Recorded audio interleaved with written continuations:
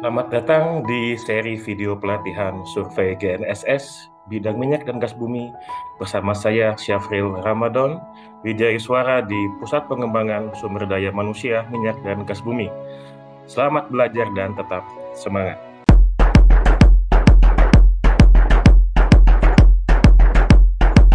Secara umum, Global Navigation Satellite System atau GNSS digunakan untuk memberikan posisi di atas permukaan bumi secara 3 dimensi, baik itu berupa data bujur, lintang, ataupun tinggi. Berdasarkan data tersebut, maka kita bisa menentukan arah, seperti arah pesawat,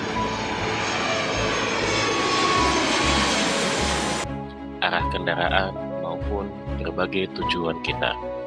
Dan berdasarkan data posisi di antara dua titik yang diketahui, maka bisa juga ditentukan kecepatan dan waktu tempuh. Saat ini, GNSS sudah digunakan dalam berbagai kegiatan, terutama yang terkait dengan penentuan posisi.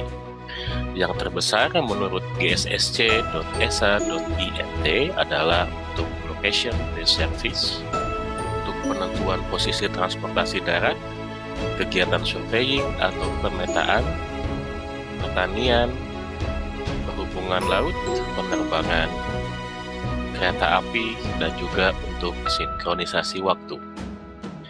Sejarah GNSS tidak terlepas dari pengembangan sistem penentuan posisi berbasis satelit yang diawali oleh Amerika yang mengembangkan sistem Global Positioning System atau GPS.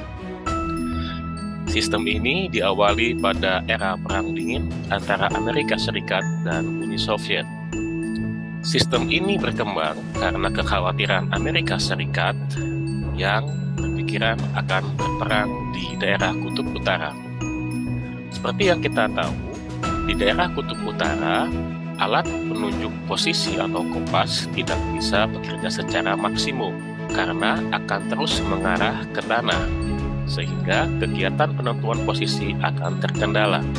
Berdasarkan hal tersebut, maka Amerika Serikat pada awal tahun 70-an mengembangkan sebuah sistem yang disebut dengan Navigation Satellite Timing and Ranging GPS atau dikenal dengan Navstar GPS. Navstar GPS sendiri pertama kali dikembangkan di awal tahun 70-an dengan satelit pertama Blok 1 diluncurkan pertama kali pada tahun 1978. Untuk kemudian, dalam kurun waktu 1978 sampai 1985, 10 satelit Blok 1 diluncurkan. Sehingga, pada kurun waktu 1989, akan tetapi sistem GPS sendiri tidak lepas dari sebuah kisah kelam. GPS sendiri pada awalnya hanya diperuntukkan untuk kegiatan militer Amerika Serikat. Sampai sebuah tragedi yang menimpa Korean Airlines Flight 007 pada tanggal 1 September 1983 yang berangkat dari New York City ke Seoul untuk kemudian transit di Anchorage, Alaska.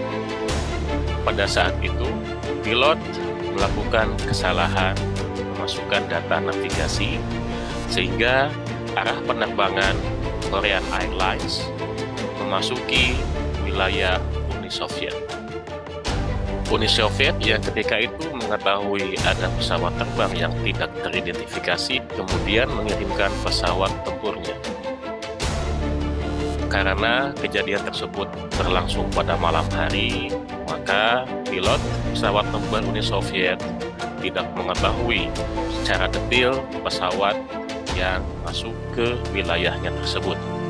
Sehingga ketika pesawat Korean Airlines akan meninggalkan wilayah Uni Soviet, maka pesawat tempur diminta untuk segera menembak jatuh pesawat Korean Airlines tersebut.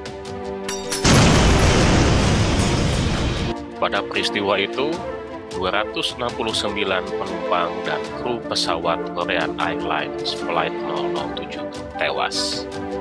Dan terdapat 62 penumpang yang berasal dari warga negara Amerika Serikat. Berdasarkan kejadian tersebut, Amerika Serikat didesak oleh dunia internasional untuk membuka akses sistem GPS kepada publik.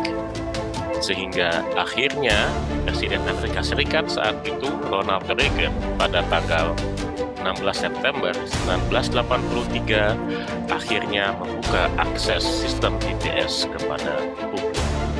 Setelah Amerika Serikat membuka akses sistem GPS kepada publik di tahun 1983, pada awal tahun 1990, Amerika kemudian memperlakukan kebijakan Selective Aviability, yaitu sebuah kebijakan yang menurunkan tingkat ketelitian posisi GPS dengan alasan untuk keamanan nasional Amerika Serikat. Dapat dilihat pada grafik ini, ketika kebijakan Selective Aviability diberlakukan, maka ketelitian horizontal dari GPS mencapai 80 meter, sedangkan ketelitian vertikalnya bisa mencapai 100 meter lebih.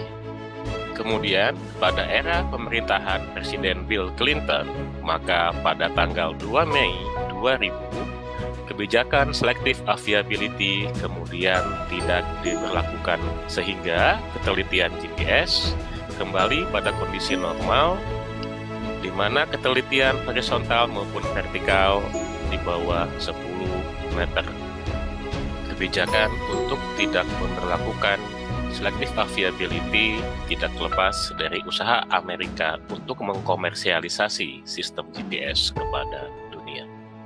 Karena Amerika Serikat begitu dikdaya terkait dengan sistem penentuan posisi berbasis satelit, dan karena disebabkan oleh kebijakan Selective Aviability tersebut, maka menyebabkan negara-negara lain berlomba untuk membuat sistem posisi berbasis satelit sebagai upaya untuk meredam monopoli sistem GPS sebagai satu-satunya penentuan posisi berbasis satelit di dunia ini. Negara pertama yang mengembangkan sistem penentuan posisi berbasis satelit adalah Rusia. Dengan inisiasi pertama kali dilakukan pada tahun 1970 dan bisa digunakan secara komersil pada tahun 2010. Sistem penentuan posisi berbasis satelit milik Rusia disebut dengan GLONASS. Setelah Rusia, kemudian muncul sistem penentuan posisi berbasis satelit yang dibuat oleh Uni Eropa yang disebut dengan Galileo, yang digunakan secara komersial pada tahun 2018. Selanjutnya adalah sistem penentuan posisi berbasis satelit milik Cina yang disebut dengan Beidou, yang digunakan secara global pada tahun 2020. Adapun terdapat juga sistem-sistem penentuan posisi berbasis satelit yang digunakan secara regional. Yang pertama adalah Indian Regional Navigation Satellite System milik India dan Quasi Zenith Satellite System QZSS milik Jepang. Gabungan antara sistem Navstar GPS, GLONASS, Galileo, dan juga Beidou yang bisa digunakan di seluruh dunia, serta IRNSS dan QZSS yang digunakan secara regional, digabung menjadi Global Navigation Satellite System atau kita kenal sebagai GNSS. Dengan adanya GNSS ini memberikan keuntungan kepada kita sebagai publik, di mana ketelitian posisi menjadi semakin lebih baik.